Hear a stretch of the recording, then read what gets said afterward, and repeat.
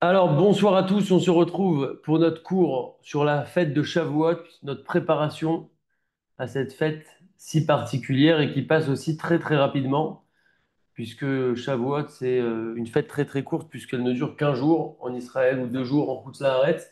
Ça va très vite, mais c'est pas pour autant que cette fête est pas importante. Bien au contraire, vous allez le voir ce soir.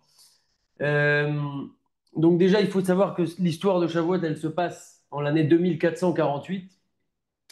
Donc il y a un peu plus de 3300 ans. 50 jours après notre sortie d'Égypte, on a reçu la Torah. Donc Akadosh Baruch Hu, il est venu sur le Har Sinaï, accompagné d'anges, de chauffards, d'éclairs, de tonnerres. Enfin voilà, on entendait la voix d'Hachem d'un bout à l'autre du monde. Il faut imaginer un petit peu la situation et le phénomène. Et on a reçu à ce moment-là la Torah. Maintenant, comme on le sait, les fêtes qu'on a, ce ne sont pas des fêtes de commémoration. On ne vient pas célébrer un événement historique passé, mais on vient plutôt vivre un événement. Et donc, en fait, ce qui se passe, c'est qu'à chaque année, le 6 Sivan, il va y avoir ce même potentiel, ce même éclairage qu'on a eu à l'époque qui descend sur Terre et qu'on a la possibilité d'attraper en fonction de comment on se prépare à ça. Et on va de nouveau en fait recevoir la Torah. D'ailleurs, on sait que le jour anniversaire d'une personne, on dit que Mazalo Gover, c'est-à-dire que le Mazal d'une personne, le jour de son anniversaire, est encore plus fort, le jour de l'anniversaire. Et bien là, c'est pareil pour un événement comme l'événement de Shavuot, et qui plus est Matan Torah, où il y a cette même puissance qui va redescendre. Et c'est à nous d'aller la saisir. D'ailleurs, c'est intéressant aussi de voir que la fête de Shavuot, elle a ça de particulier que le nom de la fête ne représente pas le contenu lui-même de la fête. Par exemple, Hanouka, ben, on sait que c'est lié au nom c'est le nom de la fête euh, qui est lié à la date de la fête. Ils se sont reposés le 25, etc., etc. À l'inauguration aussi du Misbéar. On sait que Rosh Hashanah, bah, c'est la tête de l'année, c'est là où on est jugé. On sait que Pessah, bah, c'est lié à l'histoire de Pessah. Tous les noms de fêtes, en général, sont liés au contenu de la fête. Mais ce qui n'est pas le cas pour Shavuot, où, en fait, le nom de la fête correspond à ce qui précède la fête, à savoir Shavuot, des semaines. On parle ici des 7 semaines qui précèdent la fête de Shavuot. Pourquoi? Eh bien, parce que ces 7 semaines qui précèdent la fête de Shavuot sont en fait la préparation pour arriver à Shavuot, pour dire qu'en fait, tout est une question de préparation dans la vie, mais peut-être encore plus à Shavuot, puisqu'on s'apprête à recevoir la Torah. Et pour recevoir la Torah convenablement, il faut se préparer à ça. C'est aussi un message de manière générale dans la vie. Tout dépend de la préparation qu'on est capable de faire. Il y a aussi un point intéressant, c'est que Rav Pinkus, si je me trompe pas, il nous fait remarquer qu'à Shavuot, en fait, on n'a rien de particulier. C'est-à-dire qu'il n'y a pas de souka, il n'y a pas de chauffard, il n'y a pas de matzah. C'est en fait nous et nous-mêmes qui venons. Et en fait, donc, tout dépend encore une fois de notre préparation nous-mêmes, puisqu'on n'a pas d'objet particulier qui représente cette fête. Dans l'absolu, c'est des repas, la sina, les tfilotes, la veillée, etc. Les Aseret Yemei mais il n'y a pas d'objet particulier. Et donc, cela nécessite encore plus de préparation. Et ça, c'est ce que nous dit le Rav Pinkus. Donc, comme on le sait, toute cette période du Homer, on en avait parlé le cours sur le Homer. La période du Homer, au-delà du conte du Homer, le Homer, c'est loin d'être un simple conte. C'est beaucoup plus qu'un conte, c'est en fait une préparation entre Pessah et Shavuot. Tout l'objectif d'être sorti d'Égypte, c'est de recevoir la Torah. Et donc, c'est de servir à Kadosh Baruch Hu. Et donc, c'est pour ça que chaque jour du Homer constitue une préparation pour arriver à Matan Torah. D'ailleurs, il reste encore quelques jours de la période du Homer. Ces jours-là, il faut les optimiser. Ces jours-là, ils servent chaque jour à une utilité en soi. C'est pas simplement des jours d'attente, mais c'est bien des jours qui ont un rôle en soi. Et donc, il faut optimiser cette, euh, au mieux cette période-là jusqu'à qu'on reçoit la Torah. Ça passe par de l'étude, du Moussar, les Pirkei Avot. Ceux qui veulent, je peux vous envoyer le lien avec la playlist avec toutes les vidéos sur les Pirkei Avot qu'on a fait. Euh, enfin, ouais, il y a beaucoup de choses qu'on peut encore faire. Il reste encore pas mal de jours. Chaque jour a une importance en soi. Et donc, en fait, les Bnei Israël, ils ont compté, de par leur amour et leur attachement qu'ils avaient quand on leur a annoncé qu'ils allaient recevoir la Torah à l'issue de 50 jours, ils étaient extrêmement contents, extrêmement pressés. Et donc, ils comptaient ces jours avec un grand empressement. Et ils ont eu donc cet éveil-là pour se préparer à Matan Torah. Et en fait, comme on a dit, cet éveil qu'ils ont eu à l'époque se renouvelle chaque année. On a la possibilité d'accéder à ce même niveau-là pour recevoir la Torah de nouveau chaque année. C'est pas encore une fois des histoires qu'on raconte ou une commémoration historique, pas du tout. C'est une vraie fête qu'on va vivre, mais ça dépend de la préparation qu'on en fait. Alors déjà, il faut savoir qu'à partir de Rosh Chodesh, Sivan et jusqu'au 12 Sivan, ce sont des jours qui sont des jours de joie, des jours de simcha. Je vais traduire directement. D'ailleurs, notre étude est basée sur ce livre extraordinaire, Chag HaShavuot, Halacha Agada, basé sur écrit par Rav David Shalom Naki, et c'est basé sur les enseignements de Rav Ovadia Yosef. La halacha est pareil pour les Sfaradim et les Ashkenazim. Quand elle diffère pour les Ashkenazim, on le précise. Donc, à partir du premier Sivan, on ne lit pas Tachanoun, et ce jusqu'au 12. Bah, le premier, parce que c'est Rosh Chodesh. Du 2 au 5, 2, 3, 4, 5 Sivan, en fait, c'est des jours, c'est les 4 jours où Moshe Rabbeinu a préparé le peuple à l'approche de Matan Torah. On a reçu la Torah le 6 Sivan. Donc, le 2, 3, 4, 5, c'était des jours de préparation. Donc, pareil, on ne fera pas Tachanoun dans ces jours-là. Le 6 Sivan lui-même, c'est le jour de Matan Torah. Et les jours après, jusqu'au 12 Sivan, on devait amener certains korbanot pour la fête, comme les trois fêtes, Pessah, Shavuot, Sukkot. Ceux qui n'avaient pas pu amener le korban, les korbanot à la date du 6 Sivan avaient une possibilité de rattrapage pendant encore quelques jours jusqu'au 12 Sivan. Et donc, c'est pour ça que jusqu'au 12 Sivan, on ne fera pas les Tachanonim. Également, nos Chachamim ont dit que chaque parole que Akadosh Baruch Hu sortait lors de Matan Torah, le monde entier se remplissait de bessamim, de bonne odeur, etc. Et donc, il y avait comme ça une odeur magnifique. Et donc, c'est en référence à ça qu'on a l'habitude de décorer les synagogues et les maisons avec des plantes, des fleurs, etc. Et c'est intéressant de voir qu'on le fait à la synagogue, mais c'est intéressant aussi de voir qu'on peut le faire à la maison, de rajouter un petit peu au niveau des fleurs qu'on va mettre dans la maison, les décorations florales, etc. C'est sympathique et en plus, ça sent bon. Euh, Préparatif de la fête. Donc, on sait qu'on a il y a marqué comme ça, Chag Shavuot, Vesamarta lifnei Hashem, etc. Vesamarta lifnei Hashem Elokecha. Donc, pour la fête de Shavuot, tu te réjouiras devant Hachem, ton Dieu, toi, ton fils, ta fille, ton serviteur, ta servante, tous ceux qui t'accompagnent, en fait, etc., etc., dans le Passouk. Et le Rambam, il nous dit que donc on doit être joyeux, comme à toute fête, on doit être joyeux, mais nous, mais pas seulement nous, notre femme, les membres de notre famille, tous ceux qui nous accompagnent, en fait. Et il faut réjouir chacun selon ce qu'il aime, selon ce qu'il souhaite. Donc, les enfants, on leur donne des petits bonbons, des douceurs, etc. Les femmes, on leur achète un vêtement, un bijou, en fonction de nos possibilités. Et les hommes boivent du vin et mangent de la bonne viande. On sait que le Harizal, c'est son l'élève, le Rabbi Chaim Vital, qui témoigne sur son maître le Harizal, que lui, il faisait pas très attention spécialement à acheter des habits très luxueux. Par contre, pour sa femme, il achetait toujours le top du top, bien qu'il n'avait pas spécialement de grands moyens. Bien entendu, les vêtements dont on parle seront des habits tsniout pour acheter à sa femme. Il y a une histoire d'ailleurs avec Rav Ovadia, qui s'est passé avec son fils, Rabbi David Yosef, l'actuel Rishon LeZion d'Israël, le grand rabbin sfarad d'Israël. Alors qu'il était enfant, un jour, il est parti avec donc Rav Ovadia, il a donné à sa femme 500 dollars, donc il faut imaginer que c'est quand même une grosse somme, pour qu'elle achète un bijou pour la fête. Elle est allée au magasin, elle avait repéré là-bas une paire de boucles d'oreilles, sauf qu'arrivée à la caisse, on lui dit 1000 dollars. Alors elle a dit, bon, bah, on laisse tomber, elle était avec son fils. Elle a dit, papa, il va voir ça comme une dépense en trop et tout, donc on laisse tomber. Le petit Rabbi David Yosef, il est rentré vite à la maison, il a dit ça à son père Rav Ovadia. Rav Ovadia, il a entendu ça, il lui a sorti tout de suite 1000 dollars. Et il lui a dit, va vite acheter ça, et à condition que ça reste un secret, qu'on lui sorte le cadeau juste à la veille de la fête. C'est ce qui s'est passé. Il est allé acheter ces boucles d'oreilles-là pour faire plaisir à sa femme. Et il a envoyé donc son fils et il lui a offert à la veille de la fête. Il faut également savoir que le Rambam, il écrit que quand on mange, on boit à la fête, etc., il ne faut pas oublier les autres personnes, les pauvres, les veufs, les orphelins, tous les personnes qui sont en difficulté. Parce que sinon, c'est une joie en quelque sorte de notre estomac et pas d'une joie vraiment véritable. Parce que il faut réjouir les autres. D'ailleurs, à l'époque du Beth Amikdash, on avait l'habitude de réjouir les Kohanim et les Lévi'im, puisque c'était eux qui servaient dans le Beth Amikdash, qui enseignaient la Torah, etc.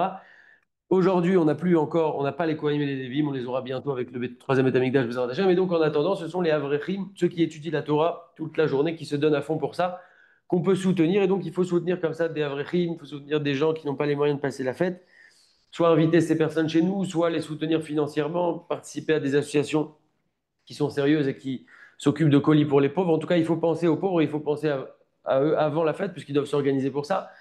Donc là, c'est le bon timing par rapport à ça. Le mikvé, euh, le mikvé, excusez-moi une seconde.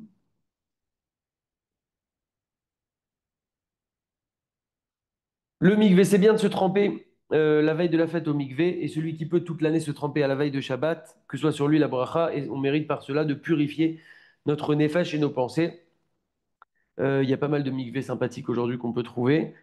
Également, on a l'habitude de préparer un feu allumé, une bougie qui va durer un certain temps pour qu'on puisse allumer à partir de cette bougie. Si on a besoin, par exemple, de cuisiner, si quelqu'un fume, il faut arrêter de fumer, mais s'il fume, il pourra allumer à partir de cette flamme existante. D'ailleurs, il faudra faire attention de ne pas éteindre une allumette ou même une cigarette, de ne pas la secouer, sinon on éteint et c'est un problème. Mais en tout cas, allumer à partir d'un feu existant, on aurait le droit.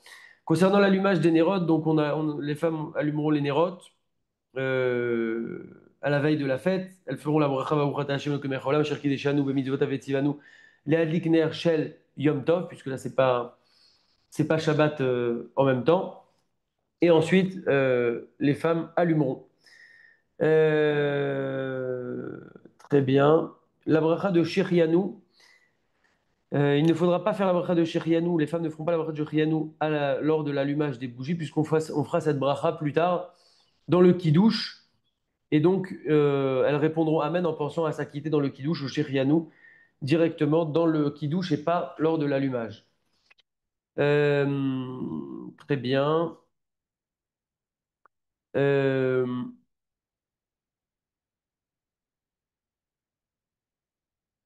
Leil Shavuot, donc concernant le soir de Shavuot. Donc le soir, on va prier une belle tefila à la Sina avec de la chanson. On est joyeux, c'est la fête, Vesamarta Bechagecha, en l'honneur de ce grand jour, ce jour de Matan Torah. Après la tefila, on rentrera chez nous, heureux, content, joyeux. On fera le kiddush, on fera la bracha de Shechrianou, comme on a dit.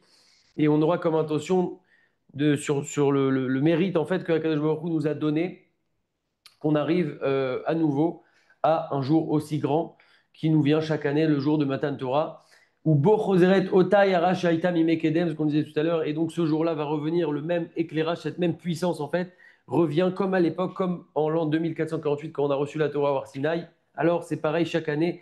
Veniftachim Boshare Shamaim, et s'ouvrent les portes du ciel, les Kniat Emuna Mushrechet ou Behira. On a la possibilité à Shavuot d'acquérir une Emuna qui est enracinée, qui est claire, qui est limpide, qui est solide, et d'attraper comme ça des niveaux de Torah et de Emouna très élevés à Shavuot. Concernant le repas de la fête, bon, bien sûr, on mangera du pain au repas de la fête. On va revenir après sur la viande, les meilleurs halavi, etc.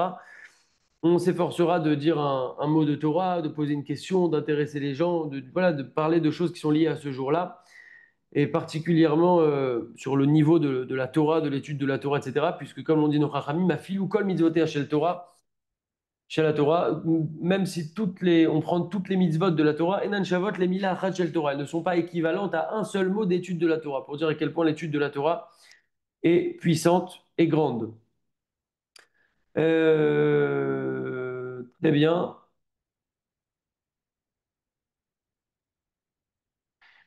Le Birkat Amazon, donc c'est écrit dans le Zohar au passage, hein, c'est valable toute l'année, que en fonction de la kavana et de la simcha qu'on met dans le Birkat Amazon, alors kar yeske les kabel mishamim shefa tova bracha yoter, en fonction de cette kavana qu'on met dans le Birkat Amazon et de la simcha qu'on met en le lisant dans un livre, etc., même dans un livre traduit si on peut, alors on méritera en fonction de ça un shefa, une abondance et plus de bracha. Et également au niveau spirituel, on méritera des niveaux importants si on se concentre comme il faut dans notre Birkat Amazon de manière générale. On dira également Ya'alev Yavo dans le Birkat Amazon. Concernant la veillée, donc on a une habitude qui est répandue de rester réveillé la nuit de Shavuot et d'étudier la Torah jusqu'au matin. La raison à ça, c'est que dans le Midrash, on explique que les Béné Israël, la nuit de Matan Torah, la veille de Matan Torah, ils sont partis dormir et ils ont dormi jusqu'à 2 heures, pardon, après le début du jour. Et c'était un sommeil agréable, sympathique en été, etc. Ils ont dormi. Et Akadosh Baruch Hu, il est venu voir Sinaï, il les a trouvés en train de dormir. Alors il a commencé à les réveiller avec des tonnerres, des éclairs, etc. Et avec des sons de chauffard, comme on a dit. Et donc tout le peuple, il a tremblé. Et Moshe Rabbeinu, il est vite parti pour les réveiller, pour les amener voir Sinaï. Et en fait, donc c'est pour réparer cette faute-là, le fait qu'ils ont dormi, qu'on va venir faire cette veillée. Au passage, il y a une notion très intéressante que ramène le rabbi de Lubavitch dans une sikha. Il dit, c'est quoi, en gros, hein, l'idée rapidement, il dit en gros, c'est quoi cette histoire qu'ils ont été dormir? Ils sont sortis d'Égypte, il y a eu les plaies d'Égypte, il y a eu l'ouverture de la mer, il y a eu tous les miracles qu'ils ont eus dans le désert. Et ils ont attendu tellement ce moment-là, et là, d'un coup, ils font grasse mat, c'est quand même bizarre. Alors il dit qu'en fait, quelle a été leur véritable intention? On sait que quand on est dans le sommeil, on atteint des niveaux qui sont très élevés. Des fois dans le rêve, des fois dans des choses qu'on n'a pas compris la journée, que dans la nuit, on va les comprendre. Le sommeil, c'est une certaine absence, mais ça a aussi une certaine force. Alors eux, en fait, ils ont vu Matan Torah comme quelque chose de tellement grand, ils ont dit, on ne peut pas recevoir la Torah en étant éveillé, faut qu'on dorme, parce que c'est tellement puissant, ils voulaient attraper comme ça des niveaux par le sommeil. Et en fait, c'était une erreur. Et ça leur a été reproché. Et le message, c'est que dans la vie, des fois, on se dit oui, mais voilà, je suis un humain, j'ai mes faiblesses, j'ai mes pulsions, j'ai mes désirs, j'ai mes pensées. Et on essaye des fois comme ça de séparer notre neshama et son corps. Et on se dit, bon, j'aimerais bien te servir Hachem, mais voilà, j'aimerais te servir avec ma neshama et sans mon corps. Ça, en fait, c'est une erreur. Parce que si Hachem, il a mis notre neshama dans un corps, alors Hachem, il sait très bien ce qu'il a fait en faisant ça. Et Hachem, il veut qu'on le serve avec notre neshama qui est dans notre corps, avec nos faiblesses, avec nos limites, en travaillant sur nous tout au long de notre vie, en nous améliorant. Et ça, c'est un des messages que nous transmet le Rabbi de Louavitch sur cette idée-là de Shavuot. En tout cas, par rapport à cette nuit-là, cette veillée d'études-là, on parle, nos Chachamim ont beaucoup parlé sur le fait de rester réveillé cette nuit-là. C'est quelque chose de très élevé. Et on écrit dans le Zohar que les premiers chassidim, ils avaient l'habitude de ne pas dormir cette nuit-là, ils étudiaient la Torah. Et il disait que allons hériter de notre héritage, notre saint héritage, nous et nos descendants des deux mondes, donc de Olam Hazé et de Olam Haba, et qu'en fait c'est comme un couronnement d'Akadosh Baruch Hu, et de sa Torah. Et Rabbi Shimon Bar Yochai, il dit que tout celui, kol hametaknim et tikkun, tous ceux qui font le tikkun, donc cette veillée-là avec le tikkun, tout ce qu'il faut bien, etc., et qui se réjouissent en faisant cette veillée-là, Kulam Yu Reshuvim, tous ceux-là seront écrits et notés et rapportés Besefer Azichrono dans le livre des souvenirs d'Akadosh Baruch Hu. Akadosh Baruch Hu Mevarech Otam Beshivaim Brachot. Akadosh Baruch Hu les bénit de 70 bénédictions. Martir Otam Bektarim Shel Olam Haelyon, et il les couronne avec des couronnes du monde suprême. Donc ça, c'est si on fait bien la veillée correctement. Encore une fois, la veillée, c'est pas de passer 3h30 dehors et 45 minutes dans la Sina. Pas du tout. Il vaut mieux rester chez soi si c'est pour faire ça. C'est de s'impliquer, c'est de faire mieux que l'année dernière, c'est de se préparer en avance en faisant une petite sieste l'après-midi pour pas être complètement explosé. C'est de c'est de pas passer sa soirée à boire du café, du thé, des gâteaux, même s'il y a tout ce qu'il faut. C'est vraiment pas le but. En fait, c'est pas le moment et c'est dommage de passer à côté. Concernant le fait de quoi étudier, alors dans le Zohar, on dit qu'il étudiait, donc Rabbi Shimon Yochai, il étudiait toute la nuit donc, de Shavuot, avec des psukim de la Torah, des psukim des Nevi'im, des psukim des Ktuvim, donc tout le Tanakh en quelque sorte. Euh, donc c'est bien de lire, on a l'habitude de lire le Tikkun, c'est ce qu'on appelle le Tikkun qui se trouve dans des livres qui sont connus, c'est le Tikkun de Shavuot. En fait, ce Tikkun, c'est beaucoup de psukim, c'est-à-dire que c'est des psukim de la Torah. En général, on va lire les trois premiers versets et les trois derniers versets de chaque paracha. Ça, c'est pour la Torah, pareil pour les Nevi'im, pareil pour les Ktuvim, mais comme ça, on lit beaucoup de choses. Et donc ça, c'est ce tikkun qu'on appelle là, qui a été institué par le Harizal, d'après, donc le Harizal, c'est il y a à peu près 500 ans, et c'est basé sur le Zohar HaKadosh. Le Zohar HaKadosh, c'est il y a à peu près 2000 ans. Et donc on a l'habitude de faire le tikkun. Euh, il y en a c'est une très bonne chose de faire ce tikkun-là. Ok.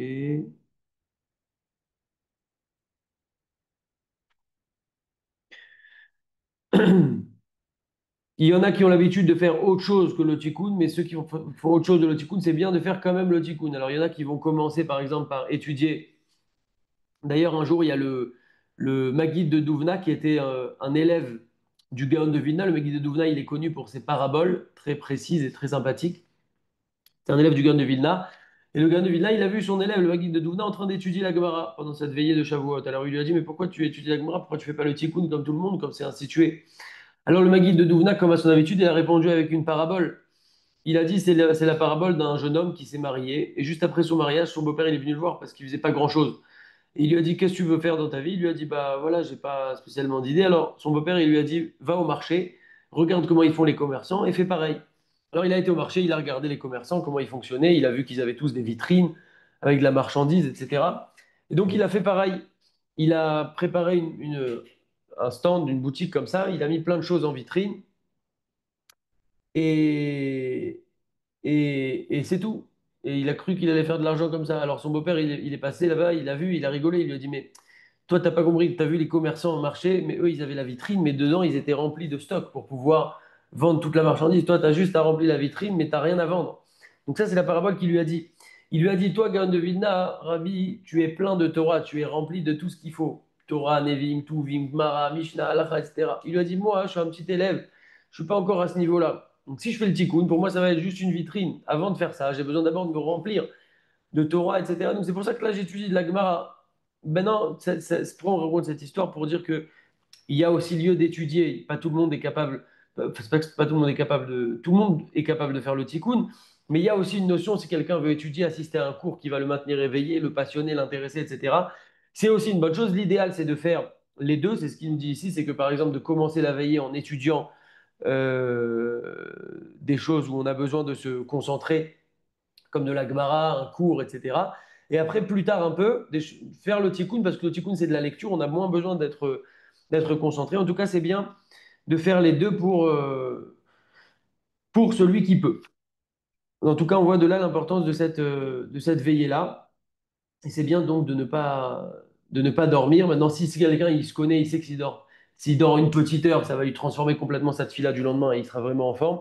Alors que s'il dort pas du tout, il va dormir le lendemain. C'est pas l'intérêt. Donc chacun se connaît, mais il faut oui se bagarrer pour pouvoir ne pas dormir idéalement cette nuit-là. Pour celui qui en a la possibilité, en tout cas de faire une bonne veillée comme ça, bien, bien remplie et bien fournie. Et on nous dit que tout celui qui ne dort pas pendant cette nuit-là, ne serait-ce qu'un instant, et qui étudie toute la Torah comme il faut, encore une fois, il n'est pas à la cafétéria toute la nuit, mais il étudie comme il faut, on lui promet qu'il va compléter, il va finir son année et qu'il ne lui arrivera aucun dommage pendant cette année-là.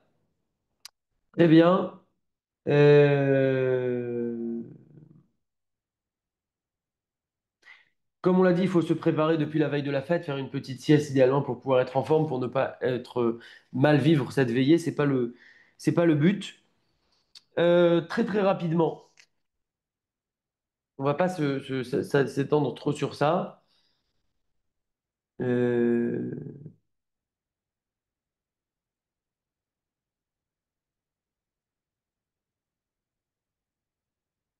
Juste une seconde. J'ai déjà fait la bracha.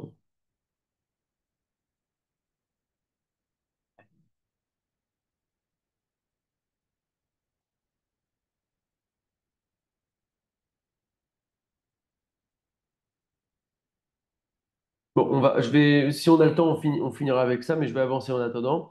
Concernant le matin maintenant de Shavuot, donc celui qui est resté réveillé toute la nuit, alors il fera à l'aube, à Hamoud Hashachar, il fera les brachot du matin et les brachot de la Torah. Sauf la bracha de Al-Netilat Yadayim. On fera en fait Netilat Yadayim, mais sans bracha, pour celui qui n'a pas du tout dormi. Et pareil, à Shari Yatzar, on le fera que si on a été aux toilettes. Au-delà de ça, on fait les brachot à Shachar et on fait les birkot à Torah qui font suite aux birkot à Shachar. Il y a des Ashkenazim qui ont l'habitude de ne pas les faire eux-mêmes s'ils n'ont pas dormi, mais de les entendre de quelqu'un qui a dormi et de répondre Amen. Chez les Sfaradim, on dit chacun ses brachot directement. Très bien. Si quelqu'un a dormi, euh, alors bah, il fera tout classiquement. Il devra refaire ses brachot du matin, ses brachot de la Torah, si quelqu'un a dormi.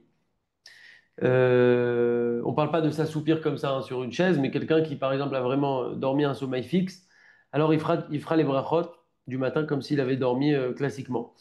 On nous dit ici également que Idgaber Kahari, on se renforcera comme un lion lors de la tfila du matin, particulièrement pour le Kriyat Shema, la Hamida, etc. Sinon, on va perdre tout notre salaire parce que le but, c'est pas d'avoir fait une veillée pour après s'endormir pour quelque chose d'aussi important que la tfila. Et donc, on devra la faire Bessimcha, fort comme un lion en étant en forme. D'où, encore une fois, l'intérêt de se reposer un petit peu la veille de la fête.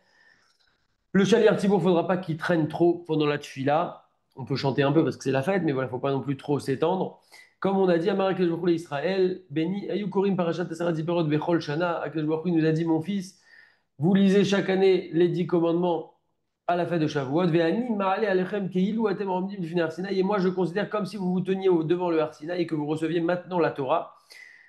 Puisque ce jour-là de Matan Torah, Mitoret, Tota et Ara Kedusha chez la Mahamad Anisga Ve'anora chez la beauté nous Har Sinaï. Cette même lumière qu'il y a eu au Har Sinaï, elle se révèle à nouveau quand on va lire les 10 commandements. Et donc, il faudra aussi être vigilant pendant la lecture de la Torah et faire ça et être très attentif, en forme, etc. C'est très important. Ok. Seder Yom Shavuot. Donc, après la. On sait que l'étude de la Torah, elle est très importante, surtout pendant les fêtes, surtout pendant Shabbat aussi également. Et donc, il faudra aussi prévoir un petit temps d'étude pendant la journée de Shavuot. C'est pas parce qu'on a fait la nuit et qu'on a fait une belle file le matin que ça y est, c'est fini. Toutes les fêtes, de manière générale, il faut aussi réserver une partie pour étudier. Et donc, a fortiori, pour la fête de la Torah par excellence, qui est Shavuot, où on a reçu la Torah, de montrer notre amour pour la Torah et donc de s'impliquer comme ça pour étudier la Torah aussi le jour de Matan Torah. Donc même après la tfila, ça peut être même quelques minutes juste pour montrer notre attache à la Torah. Ok, on a fini la veillée, ok, on a fini la tfila. Alors c'est bon, je vais dormir. J'étudie un petit peu, 10 minutes, un quart d'heure, une demi-heure. Et là, après, on peut aller dormir et vraiment, on est vraiment satisfait de ce qu'on a fait et on le ressent soi-même directement. Euh, Très bien. Ma'achale chalav, concernant les mets chalavi. Nagou lechol ma'achale chalav, on a l'habitude de manger des mets chalavi à la fête de Shavuot. Il y a plusieurs raisons à ça. Une des raisons, c'est que on dit dvash vechalav tachat leshonecha. La Torah, elle est comparée au lait et au miel. Et donc, on reçoit la Torah et donc ça nous fait penser au laitage. D'ailleurs, il y en a qui ont l'habitude aussi de manger des mets avec du miel. En tout cas, c'est une des raisons pour lesquelles on mange des mets chalavi. Une autre raison, c'est que quand on a reçu les 10 commandements, alors nos ancêtres, ils ont découvert toutes les mitzvot, tous les détails des mitzvot, etc. Et parmi ça, il y avait les halachot qui concernent la shrita, le fait de saler la viande, etc., l'interdit de manger de la viande et du lait ensemble. Et donc, en fait, quand ils sont revenus, leurs ustensiles leur étaient interdits, ils devaient tout cachériser ou changer, etc. Et donc, ils devaient manger des mets qui étaient directement prêts. Et donc, ils ont mangé des mets halavi parce que c'était des mets qui ne nécessitaient pas de cuisson, etc. Donc, ça aussi, c'est une des raisons pour laquelle on mange des mets halavi. Quelqu'un qui mange des mets halavi et qui veut manger après des mets bassari, il lave sa main, il lave ses mains avec de l'eau, il boit un petit peu, une boisson ou de l'eau ou ce qu'il veut, et il mange un petit morceau de pain, par exemple. Et ensuite, après, c'est bon, on peut aller manger de la viande euh, directement. Si quelqu'un il a des trous dans les dents, il devra faire attention qu'il n'y ait pas de morceaux de lait qui soient restés ou de fromage qui soient restés dans ses dents, bien bien nettoyés en tout cas. Et après, on peut directement manger du bassari. Si quelqu'un il a juste bu du lait, il n'y a pas besoin de se nettoyer la bouche avec du pain, comme on a dit, etc. On peut juste se laver la bouche avec un petit peu de liquide, une boisson, et ça sera suffisant. Il y a des Ashkénazim qui ont l'habitude d'attendre une demi-heure entre le lait et la viande. Après la viande, bien entendu, vous savez qu'on doit attendre 6 heures. Il y a des Ashkenazim qui ont d'autres minagim, mais disons que globalement, et on dit ça, tout celui qui a un esprit de Torah, il attendra 6 heures après la viande. On dit dans la Torah, Vesa Marta Bechagecha, tu te réjouiras pendant la fête, pendant ta fête, dans ta fête. Et donc, nos Chachamim ont appris de là que, une des choses qu'on apprend, c'est que on dit que En Simcha, et là, Bebasar Veyaïn. Une Simcha, une joie, ça passe toujours forcément par de la viande et par du vin. Et donc, à Yom Tov, on a une mitzvah de manger spécifiquement de la viande rouge, Bassar Behema Davka, ce qui n'est pas le cas à Shabbat, où par exemple à Shabbat, on pourrait manger par exemple du poulet.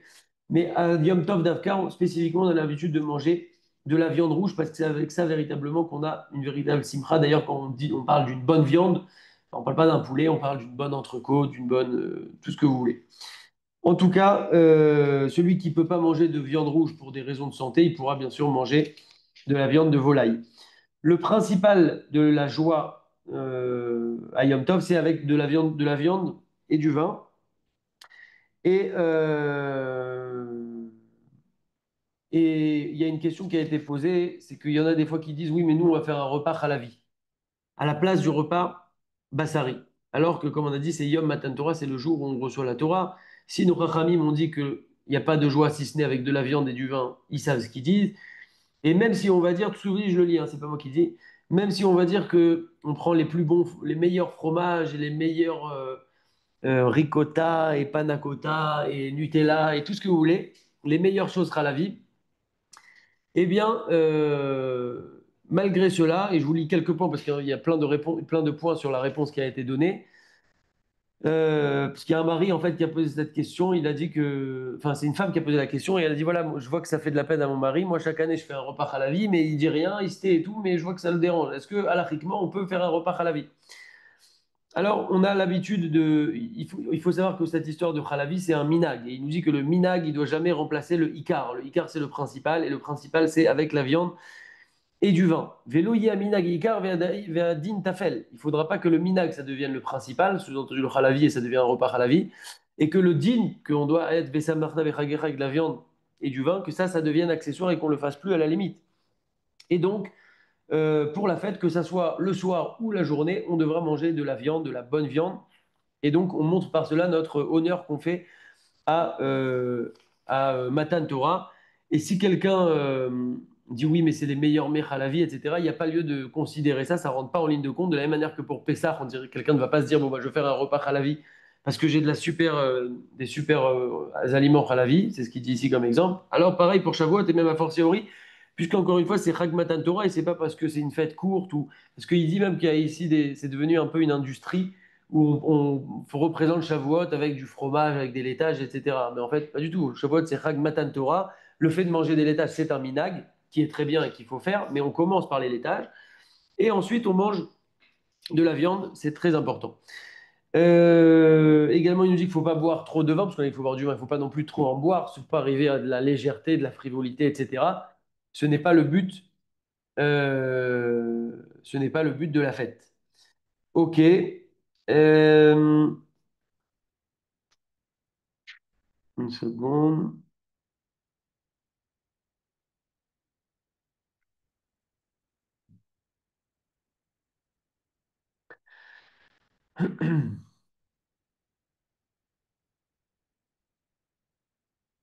On a un passouk du disent de Chachamim où ils disent Elehem Moradai, ce sont mes fêtes.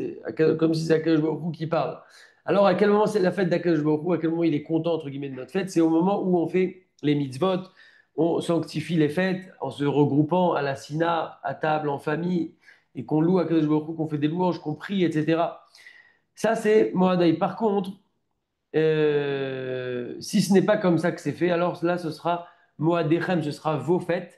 Et il y a des choses, des mauvaises choses en quelque sorte qui sont dites quand c'est vos fêtes, sous-entendu vos fêtes, sous-entendu vous les faites à votre sauce et que vous ne vous occupez pas véritablement du sens de la fête, du côté spirituel de la fête, etc. Donc en fait, c'est pas le tout d'être dans la fête, mais il faut vivre la fête et il faut la vivre comme il faut avec tout ce qu'on a dit, c'est à la route qu'on a vu. Et aussi, ça passe par donc, le fait de prendre un moment pour étudier la Torah, particulièrement à Matan Torah. Euh, ok. Il y en a qui ont un minag de jeter de l'eau sur des gens à Shavuot, il dit que c'est un très mauvais minag. Déjà, on rentre dans des problèmes d'essorage, de lavage, etc. Mais en plus, on rentre dans des problèmes d'humilier des gens et c'est très grave. Donc, il faut arrêter ce minag-là. Il y en a qui ont l'habitude, on sait que Shavuot, c'est la Iloula, c'est une double Iloula. C'est la Iloula du Baal Shem Tov et de David Ameller. D'ailleurs, David Ameller, il est né et il est décédé à la fête de Shavuot. Et donc, il y en a qui ont l'habitude de lire le Teilim à la fête de Shavuot. Et le Teilim, il faut les lire Beneima presque en chantant, j'ai envie de vous dire. Et il vaut mieux d'ailleurs en lire peu en bonne qualité que beaucoup en mauvaise qualité. Et donc c'est une bonne chose comme ça de lire les Teilim en référence à David Ameller. Maintenant, quelqu'un qui étudie la Torah, etc., peut-être pas qu'il va lire tout le livre de Teilim, mais il pourrait par exemple étudier la Torah et aussi prendre un livre de Teilim et se le dispatcher à plusieurs. Non, si la personne, elle sent que elle a besoin de lire des Teilim, ça lui fait quelque chose, qu'elle aime ça, même si c'est quelqu'un qui sait très bien étudier, elle pourra lire les Teilim si ça lui apporte comme ça un chizouk. Là, c'est ce qu'il nous dit, c'est que on a à Purim, on a le fait de Vena Aforhu, c'est-à-dire de tout a été retourné, inversé à Purim, mais il nous dit, Shavuot, c'est pas le moment de Vena Aforhu. Pourquoi il nous dit ça? Sous-entendu, l'ilmod là d'étudier toute la nuit donc en restant réveillé avec la veillée, et de dormir toute la journée. Parce que des fois, les gens, c'est ce qu'ils font, ils se disent, bon, bah, c'est, on a veillé toute la nuit, maintenant on va dormir toute la journée. Sous-entendu, ils ont inversé le rythme. Bon, bah, puisqu'on est resté réveillé toute la nuit en étudiant, et ben maintenant on va dormir toute la journée. Pas du tout, particulièrement parce que c'est le jour où on a reçu la Torah. Et donc, comme on a dit, on doit multiplier l'étude de la Torah ce jour-là. Et d'ailleurs, Ishav Kochod Ruchanim Yoter le Meshech Hashana Abba, on a la possibilité de puiser des forces pour le Limoud de la Torah pour toute l'année à Shavuot. Et donc, c'est un moment particulièrement intéressant et important, puisque, comme on a dit, on reçoit la Torah de nouveau, et donc c'est un moment parfait pour puiser des forces. Il y en a on a un bon minac de lire la Megillah de Ruth. D'ailleurs, il y a des traductions, il y a des commentaires, des explications, il y a plein de livres qui sont très, très, très sympathiques. Il faut s'organiser en avance. Et donc, c'est bien s'il y en a qui veulent assister aussi à un cours sur la Megillah de Ruth. Il y a des Ashkenazim qui ont même l'habitude de la lire sur un parchemin, la Megillah de Ruth, et qui font une bracha, comme la Megillah de Purim. Il y en a qui ont l'habitude aussi de lire le Sefer HaMitzvot. Il y a même des cours sur le Sefer HaMitzvot. Donc, le Sefer HaMitzvot, c'est le Rambam, où il répertorie en fait toutes les mitzvot, commandements positifs, négatifs. Et en fait, c'est de manière très synthétique, on explique la mitzvah. Et donc, il y a des livres sur ça, les 613 mitzvot, où il y a des cours sur ça. En tout cas, voilà, c'est le moment où on a reçu la Torah. Donc, c'est un bon moment pour étudier ça. On avait à l'époque la mitzvah de Aliyah la Régel euh, de monter au Beth Amikdash pendant les trois fêtes, Pessah, Shavuot, Sukkot. Aujourd'hui, bien qu'on n'ait pas le Beth Amikdash, c'est quand même une mitzvah de monter au Kotel Amaharavi, puisqu'on sait, pour ceux qui sont en Israël, bien entendu, sinon ça fera loin. On sait qu'on a une mitzvah de. Une seconde.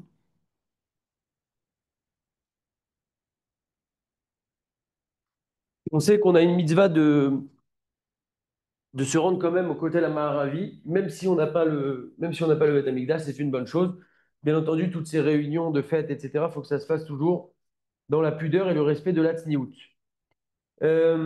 Isrouchag, c'est le lendemain de la fête. En fait, ça arrive aux trois fêtes. Le lendemain de Pessah, le lendemain de Shavuot et le lendemain de Sukkot. C'est un jour, et en fait, on est encore dans le prolongement de la fête. C'est un jour où on a l'habitude de, de multiplier aussi un petit peu de nourriture, de boissons et d'être Bessimcha ce jour-là particulièrement. Concernant quelques points sur les halachot de Yom Tov, donc à Yom Tov, on a les notions de Mouktsé comme à Shabbat, voire même encore plus que Shabbat. Concernant la douche à Yom Tov, si quelqu'un a de l'eau chaude qui est déjà chauffée, ou par exemple avec un ballon solaire comme en Israël, pour les Sfaradim, on pourra se doucher tout le corps à Yom Tov avec de l'eau chaude. Encore une fois, si c'est de l'eau chaude qui est d'avant Shabbat, qui est chauffée d'avant Shabbat, ou chauffée par un ballon solaire. C'est des cas qui en France n'existent quasiment pas puisque l'eau n'est pas chauffée comme ça. Mais disons que quelqu'un a prévu de l'eau. Par contre, pour un Ashkenaz, ce sera que pour la minorité du corps, même avec cette eau qui est entre guillemets cachère. Mais on pourra dans tous les cas se doucher avec de l'eau froide.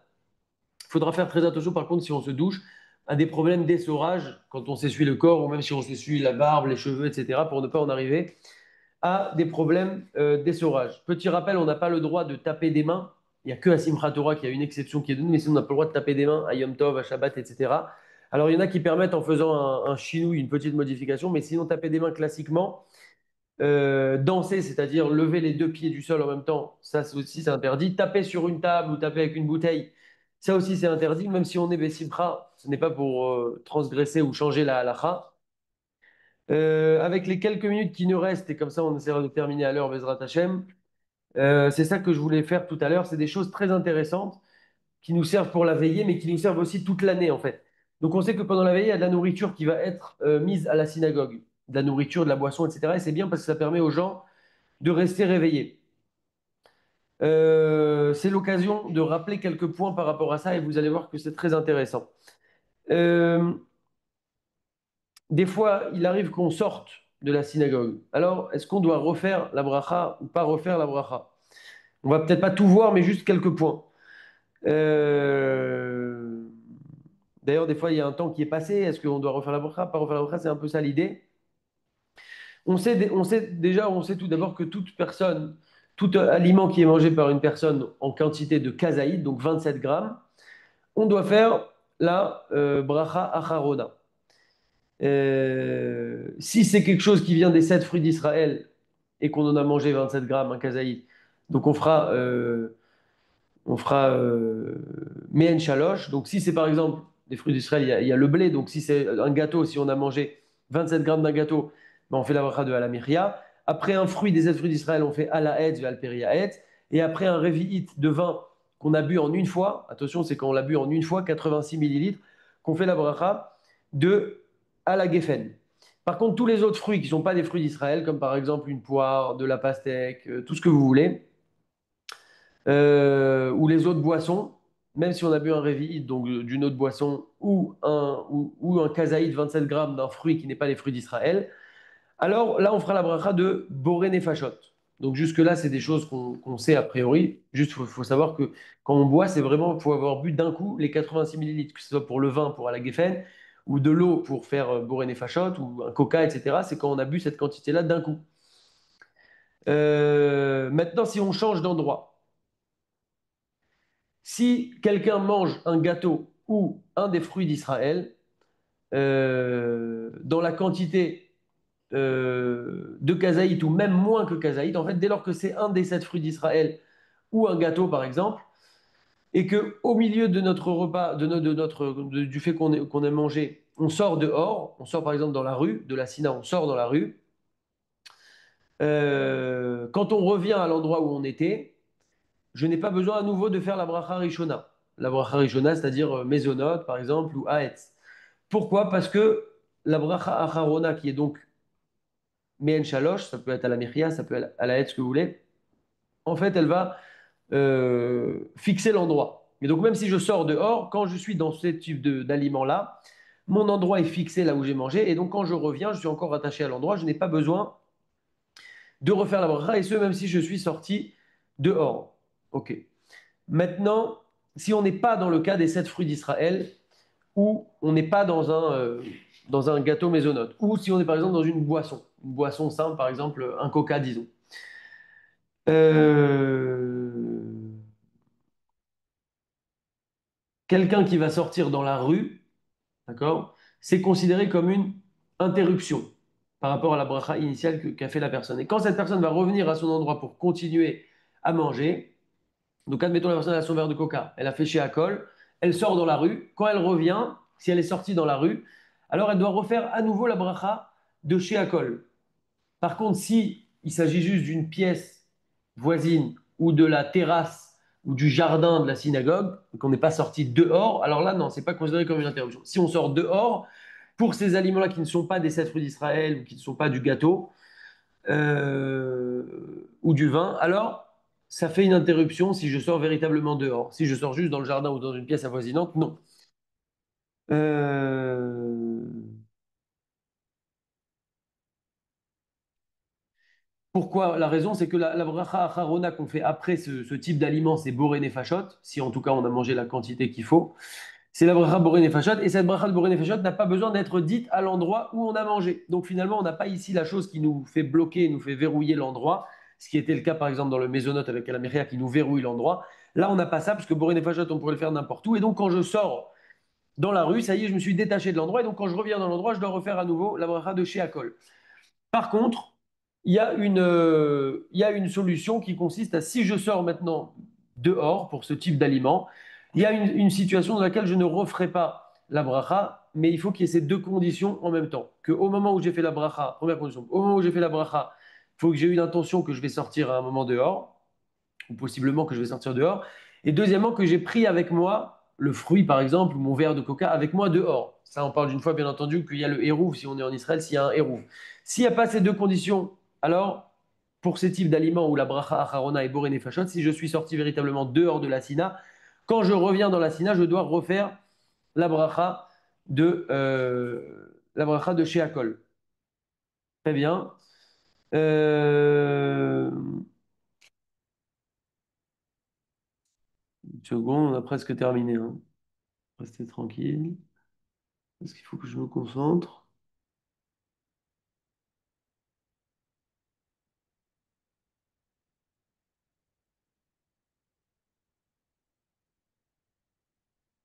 Une autre possibilité pour qu'on n'ait pas besoin de refaire la bracha rishona si on est sorti dehors complètement, c'est que si par exemple on s'est regroupé avec des gens pour manger, admettons on s'est assis pour boire un café, et il y a au moins une personne qui est restée sur place à l'intérieur. Maintenant je suis sorti, quand je reviens, s'il y a au moins une personne qui est restée sur place, je n'ai pas besoin de refaire la bracha. Parce que le fait qu'elle est restée, ça me verrouille l'endroit. Même si la bracha c'est boré nefashot, ça me verrouille l'endroit. Bon, le café c'est un mauvais exemple parce qu'on fait jamais boré nefashot sur un café, parce qu'on boit que des petites gorgées, mais disons un verre d'eau. Par contre, ça c'est que quand on s'est réunis dans le but de manger. Mais à la veillée, le but c'est pas de se réunir pour manger, le but c'est de se réunir pour étudier. Donc ce cas-là ne s'appliquera pas lors de la veillée. Concernant la bracha de Shehrianou, c'est aussi une généralité sur Shehrianou. S'il y a plusieurs fruits de la nouvelle saison, on peut faire plusieurs fois la bracha de Shehrianou pour gagner des brachot de Shehrianou. Par contre, il faut les amener au fur et à mesure. Si maintenant il y a tous les fruits qui sont Shehrianou devant moi, dès lors que j'ai fait Shehrianou une fois, ça y est, je ne peux plus refaire Shehrianou sur les autres fruits. Par contre, ça peut être intelligent de les amener au fur et à mesure. Concernant maintenant, et on termine avec ça, et ça c'est hyper important pour toute l'année, pour la bracha harona. Quel est le temps pour faire la bracha harona? Sur tout aliment ou toute boisson, il faudra s'efforcer de manière générale de faire la bracha harona immédiatement quand on termine d'avoir mangé ou d'avoir bu. Puisque la réalité des faits prouve que si on ne fait pas tout de suite, alors très souvent, on a un doute si on a fait ou pas, on rate la bracha, enfin voilà, c'est un problème. Et donc finalement, on a mangé ou bu sans remercier Akadosh Baruch Hu, et c'est un problème. Ok. Euh, Très bien. Maintenant, la question, c'est jusqu'à quand Ad mata yachol levarer boré nefashot ou me'en shalosh al ma'achal. Jusqu'à quand on peut faire la bracha de boré nefashot ou de me'en shalosh? Donc me'en shalosh, c'est à la mechia, à la geffen, à la hetz, etc. Jusqu'à quand on peut la faire après avoir mangé? L'idéal, vous avez compris, c'est de le faire tout de suite. Quand on a mangé la quantité, on le fait tout de suite. Maintenant, quelqu'un qui a oublié, par exemple, jusqu'à quand peut-il faire ça? Et on termine avec ça. Kol od shemargish seva mima she'achal. Tant qu'on ressent une satiété de ce qu'on a mangé, on peut encore faire la bracha acharona. Maintenant, si on sent qu'on a faim à nouveau, qu'on a soif à nouveau, alors on ne peut plus faire la bracha acharona. Maintenant, honnêtement, comme c'est difficile, c'est ce qu'il dit ici, de décider véritablement est-ce qu'on a faim ou pas faim maintenant, etc. C'est bien de remanger un petit peu si on a un doute, par exemple, de manger encore un petit peu et de la quantité nécessaire pour faire la bracha acharona, pour être sûr que quand on l'a fait, euh, qu'on soit tranquille. Mais encore une fois, l'idée principale, c'est de le faire directement dès qu'on termine la quantité nécessaire de boisson ou de nourriture. Euh, Maintenant, la question, c'est Admata yachol levara boré nefashot al mashke. Jusqu'à quand on peut faire boré nefashot? Là, jusque-là, pardon, jusque-là, je précise, jusque-là, c'était sur une nourriture. Tant qu'on sent qu'on est rassasié de cette nourriture, ça peut être boré nefashot aussi sur une nourriture. Admettons, quelqu'un, il a mangé pas mal de melon, bah, tant qu'il est rassasié de ce melon, alors il peut encore faire boré nefashot. Pareil pour Alamiria, quelqu'un qui a mangé du gâteau, tant qu'il se sent rassasié, il peut faire encore boré nefashot. Maintenant, sur une boisson, tant qu'on se sent rassasié, entre guillemets, même si c'est de la boisson, de cette boisson-là et qu'on n'a pas soif, on peut encore faire la bracha. Si par contre on a à nouveau soif, alors on ne peut plus faire la bracha. Et de la même manière, si quelqu'un il a un doute maintenant, c'est difficile pour lui de décider, alors c'est bien qu'il boit la quantité nécessaire à nouveau, comme ça il est sûr qu'il puisse faire sa bracha. Maintenant, ce qu'il faut faire attention, c'est que si quelqu'un il boit par exemple 86 millilitres d'eau, un litre d'eau, il doit faire boré nefashot. Maintenant, la personne, elle n'a pas fait boré nefashot et, et elle a à nouveau soif. Donc elle va à nouveau boire et la personne, elle se dit, bon, bah, je ferai boré nefashot après mes plusieurs verres d'eau. Et ben en fait, non, parce que si par exemple la personne, elle boit un verre d'eau, 86 millilitres, elle devrait faire boré nefashot, mais elle ne le fait pas. Quelques temps plus tard, elle a à nouveau soif. Elle reboit un verre d'eau 86 millilitres. Et là, elle se dit, bon, ben maintenant, je vais faire Boré Fachot et j'acquitte les deux verres d'eau. Eh bien non, parce que j'aurais dû faire aussi un Boré Fachot sur la première fois, parce que la première fois, j'avais prévu de boire ça. Et j'avais bu la quantité nécessaire pour faire Boré Fachot. Et donc, j'aurais dû faire Boré Fachot. Et le deuxième Boré Fachot que je vais faire, il n'acquitte pas les deux, les deux quantités que j'ai bu. Donc, c'est pour ça qu'en fait, l'idée, c'est dès qu'on a bu la quantité nécessaire, de faire la bracha, de faire la bracha harona directement. Et c'est pas à la fin de la veillée, par exemple, qu'on va faire boré nefashot pour tout ce qu'on a bu. C'est bien dès qu'on a bu la quantité de faire la bracha. Et il nous dit même encore plus, d'après Rav Ovadia, il nous dit que dès qu'on a bu, en fait, et là on termine sur ça, dès qu'on a bu un réveil, donc 86 millilitres, ou qu'on a mangé la quantité de 1 kazaïd, 27 grammes, de tout ce que vous voulez, en fait, avec la bracha acharona qui est la bonne, et on a peur qu'il y ait du temps qui va passer ou quoi que ce soit, c'est bien de faire tout de suite la bracha acharona. Et même si après on va reboire, on n'a pas besoin de refaire la bracha rishona. Encore une fois, si on n'est pas sorti dehors avec les conditions qu'on a vues, etc. Mais on peut faire en fait plusieurs boré fachot pour un même shiakol. Faire shiakol une fois par exemple, admettons je vais à la Sina pour la veillée, je fais shiakol une fois, je pense à quitter tout ce qui se passe dans la veillée. Et en fait, je fais shiakol qu'une seule fois, et à chaque fois que je vais boire, si je bois 86 millilitres d'un coup, je ferai boré fachot. Et ça donc c'est la conduite idéale à adopter. Euh, Très bien.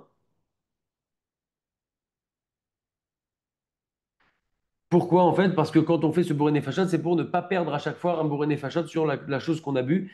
Et ce n'est en rien pour dire ça y est, j'ai fini de boire. Pas du tout. C'est vraiment pour dire je fais ce bourré fachad sur cette quantité que je viens de boire maintenant, mais j'ai encore l'intention de boire. Et donc c'est pour ça que je ne vais pas refaire chez Acol. Donc ça, c'était une petite parenthèse, mais qui était importante de manière générale. Donc on a compris l'importance de Matan Torah. On a compris que c'est un jour très très grand, très élevé, très important. Et donc qu'on puisse vivre ce Shavuot de la meilleure manière possible, Bezrat Hashem.